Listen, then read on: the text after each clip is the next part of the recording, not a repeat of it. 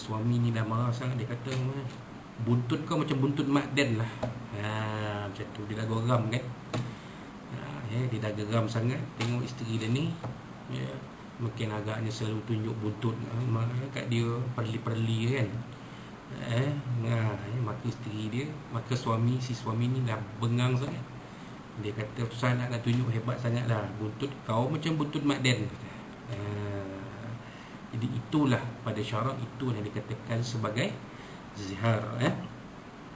Ataupun buntut kau ni, saya tunjuk lawan lah, buntut kau ni macam buntut adik Den, macam buntut akak Den. Contohlah, sebab tak semestinya ibu tapi mahram. Apa dia mahram?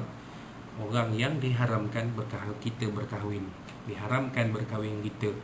Kakak kita, adik perempuan kita, mak saudara kita, nenek kita, uwan kita, opah kita, tok kita. Ini dia, dikatakan menyamakan isteri dengan mahram tadi. Orang Arab pada zaman jahiliah menganggap zihar sebagai satu daripada cara talak, tetapi Islam memberikannya satu tanggapan lain dan menentukan beberapa hukum yang lain selain talak. Jadi ayat yang kita bacakan pada awal tadi, ayat 2 surah Al-Mujadalah tadi, sebab turunnya ayat ini ialah apabila seorang sahabat Nabi, sahabiah, sahabat wanita Nabi SAW mengadu kepada Nabi menceritakan perihal suami dia. Suami dia melakukan zihar tadi. Maka oleh orang Arab dia dah sangka cerai. Zihar itu cerai. Dia menangis-nangis pergi jumpa Nabi SAW, menceritakan keadaan dia. Bagaimanakah keadaanku ya Rasulullah? Adakah aku sudah diceraikan oleh suamiku? Maka Nabi SAW menunggu wahyu dari Allah SWT. Nabi diam saja. Maka turunlah ayat 2 surah Al-Mujadalah ini. Sebab itulah penyusun kitab ini penulis kitab ini menulis di dalam kitab ini. Tetapi Islam memberikannya satu tanggapan lain. Maknanya pada Islam, zihar bukan talak. Dan ada cara untuk menyelesaikan masalah zihar ni. Ni dia. Tak mesti zihar itu talak. Kalau talak, cerai, dah tentu ada iddah. Kan? Dah tentu ada iddah. Dah tentu ada bagaimanakah, apakah yang berlaku apabila seseorang suami isteri itu diceraikan oleh suaminya, ada iddah. Bagaimanakah tempoh iddah, dan sebagainya, perkara yang berkaitan dengannya. Baik. 14.2.2 hukum zihar. Ijma' ulama' menyatakan bahawa zihar adalah haram dan satu daripada dosa besar. Allah SWT menamakannya munkar dan dusta. Ini disebut di dalam Al-Quran. Jadi zihar ini haram. Suami yang melakukan zihar dikira berdosa. Sebab haram ni, benda haram ni, perkara haram kita buat dapat dosa, ditinggal dapat pahala.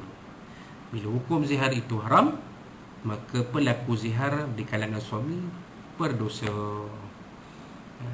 Kan? Kerana perkara ini disifatkan Allah SWT sebagai perkara mungkar. Hal ini berdasarkan firman Allah SWT, a'udzubillahi minasyaitanir rajim, wa innahum la yaquluna munkaram minal qawli wa zura. Surah Azim mafhum, sesungguhnya mereka yang dengan melakukan yang demikian memperkatakan suatu perkara yang mungkar dan dusta. Jadi pada Allah SWT, zihar adalah perkara mungkar, bukan perkara ma'ruf, perkara mungkar, bukan perkara baik, perkara yang buruk. Dan dusta, wa zura adalah dusta. Perkara yang dusta ni bukan perkara yang benar di sisi Allah, perkara yang dusta di sisi Allah Subhanahu wa ta'ala. Ni itu dia, hukum zihar tadi. 14.2.3 lafaz zihar. Lafaz yang membawa makna zihar terbahagi kepada dua, iaitu lafaz nyata dan lafaz kiasan. 14.2.3.1 lafaz zihar nyata, ini as-sarih, iaitu lafaz yang tidak membawa makna lain selain zihar. Contohnya, Suami berkata kepada isterinya, kamu bagiku kamu seperti belakang ibuku, atau padaku kamu seperti belakang ibuku. Itu terang, jelas di situ. Yang buntut kau macam Dan pada Dan lah, buntut kau ni macam buntut mak Dan ya. Nampak? Apabila seorang suami berkata demikian, dia telah menzihar isterinya, sama ada dengan niat ataupun tidak, selagi dia punya syarat sah talak, iaitu cerdik berakal serta sedar makna yang diucapnya. Yang ni dia tuan-tuan, jadi memang dah zihar lah. Bila suami kata macam tu pada isterinya, memang zihar, sama ada niat ataupun tidak. Itu kena berjaga-jaga tuan, geram ke, gurau ke, jaga apa yang sebut. Buntut kau ni macam buntut mak Den makin seksi. Jangan, bahaya. Walaupun hanya dengan tiada niat untuk menceraikan, kan. Asal saja syarat sah talak tu ada pada dia.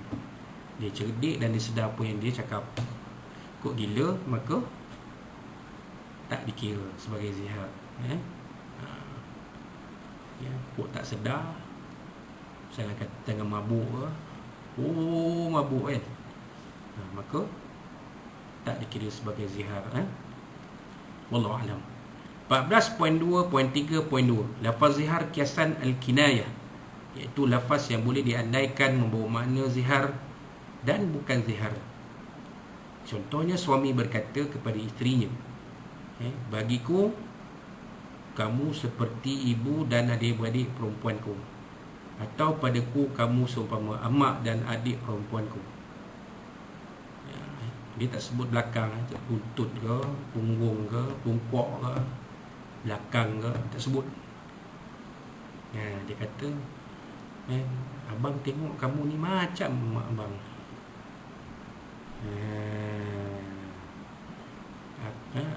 Abang tengok kamu ni macam arwah adik, arwah kakak abang. Contoh,